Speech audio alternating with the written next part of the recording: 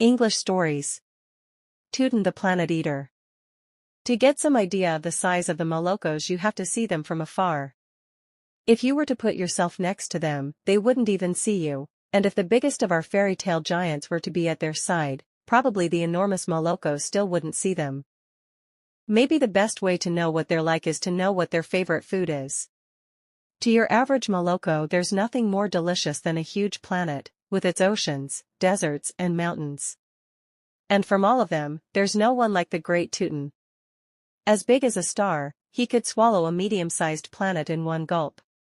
He was also great at finding the tastiest planets, and this had made him the most famous of the Molokos. But even greater than his fame as an explorer was his fame for being so selfish, since he never shared even a morsel of his wonderful meals, so the other Molokos only just managed to sample some crumbs left from the mountains. For thousands of years, because Molokos live a very long time so that they can grow so big, Tuton dined on the best planets. But it so happened that one of those planets, a lovely one of red, blue, and yellow, whose crust had the best flavor you could imagine, turned out to have a center made of the hardest steel in the universe. And the previously indestructible teeth of our famous Moloko shattered into 1,000 pieces. Nothing like that had ever happened to a Moloko, and it turned out to be the worst of eventualities. So many mouth-watering planets within his reach, and he didn't even have a single tooth to make an impression on them.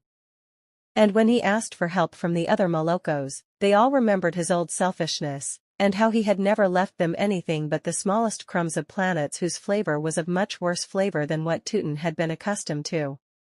And the previously colossal and famous planet eater became a beggar, going through all kinds of suffering and calamity. All he knew was crying, asking, begging, and hunger. And he had to spend a long time living like that, until he realized that if he wanted to be given something, he would have to be the first to give, even though he was as miserable and poor as he was. And thinking about the little he had to give, he realized that he was still a brilliant discoverer of the tastiest planets.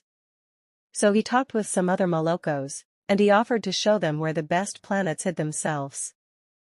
What great joy for everyone! They discovered flavors they didn't know even existed. And the Molokos, grateful to Tuton for sharing with them his great skill, became much more attentive to him, and never again did he lack someone to help crush up some mountains or make him a lovely desert juice.